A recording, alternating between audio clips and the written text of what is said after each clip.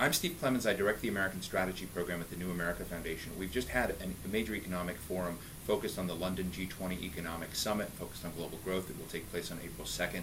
We're here with Laura Tyson, who's a member of our board, also former National Economic Advisor to President Clinton, and also an economic advisor to President Obama's team. Thanks for being with us, Laura. It's a pleasure.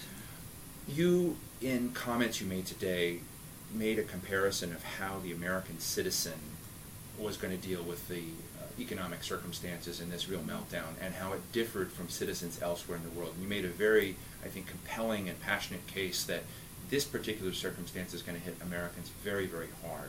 And can you share your thoughts? Well, I think that we've always said that the U.S. has a safety net full of holes. We haven't had to use the safety net very much. We've in the last 3 decades, if you look at the U.S. economy, we haven't suffered the kind of downturn we're now in. So what we have is a situation where people don't get adequate unemployment benefits. They don't last long enough. People lose their health insurance. They don't have access to a public system. The cost of education has been rising faster than income anyway, so the ability to continue in education, a very worthwhile investment, people cannot do that. People have seen their entire private pension system, to the extent they had one, undermined. And then housing. I just pointed out that in the United States, the number of homeless people is growing rapidly. The number of people on food stamps is growing rapidly. I'm in the state of California. We have a tent city outside of the capital, Sacramento, which is growing every day. And we're now discussing in California making this tent city a permanent, and I say it's like a Hooverville. Yeah. It's a permanent Hooverville. And if you then think about Japan, or you think about Germany, or you think about France, where they have very substantial social safety net systems, when the economy goes into a crisis, the average family doesn't feel it to the same extent. They don't feel they face homelessness. They don't feel they're going to lose their health care. They don't feel they're going to lose their access to public education. They have more generous unemployment benefits relative to income and also the duration. So every way that an American family hit by something which to them is like a comet out of the blue, they've done everything right and all of a sudden everything's wrong, they can't turn to a social safety net system to support them.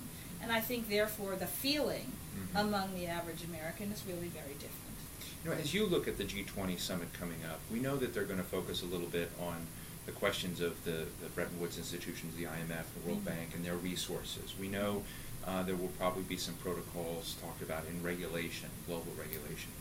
Is that enough? What do you think we need to come out of London? What would be the benchmarks of something that you think would show that we're on the right railroad track, even if it takes a while? And what would you say would be a failed summit if it didn't include? Well, I think a summit that was very disappointing. It's hard to say what failed would be. A failed summit would be a summit which broke up in disarray, right, and people left the room and there was no statement of agreement. Okay, a disappointing I don't summit. think we're going to have that. Right. Okay, a disappointing summit would be one in which there are some general statements made about the need to have coordinated regulatory reform, the need to have a systemic global regulator, but only that and nothing about the burning house right now, the burning the house down right now. So Prime Minister Rudd of Australia on Monday night, I was at one of his speeches, and he made a very important point. He said, basically, the G20 meeting has to start with the house burning down right now and not spreading the fire to other houses. We can then talk about how to prevent fires in the future. That's fine. Talk about how to prevent fires in the future. But right now we have one. So that is about the amount of economic stimulus that countries are willing to provide. It's about the amount of additional resources to the International Monetary Fund. And it's about looking at whether in that increase in resources one wants to begin to consider adding new special drawing rights to begin to create a other form of support for emerging market countries which simply do not have the ability to run deficits of debt the way the developed countries do.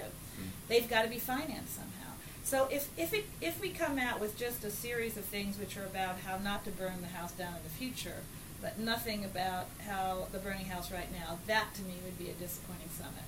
I think that where we are likely to have the most success in lack of disappointment, if you will, is in the area of the additional resources to the International Monetary Fund. So the emerging market difficulties are becoming so clear now, particularly in Central and Eastern Europe, so clear around the periphery of the the European Union, that I think there will be movement on that score. We do have promising. I think China is doing more and more to stimulate its own economy, and I think Germany, despite certain comments about we don't need further stimulus or let's see what happens, I think if you actually look at their actions rather than their words, they actually are being quite continue to move in the direction of the kind of stimulus. Here's just one last question. Nicolas Sarkozy of France has been out as a major putting the push on convening and focus on regulation. UK Prime Minister Gordon Brown has been out to try to get more support and buy-in from China, the Gulf states, and others into the Bretton Woods institutions. Is there something politically Barack Obama can sort of own and bring to the table, and sort of when we come out of London, we'll say, well, that's what Obama, he looked like a winner with that idea? Well, I think that the U.S. has actually come out came out early, earlier than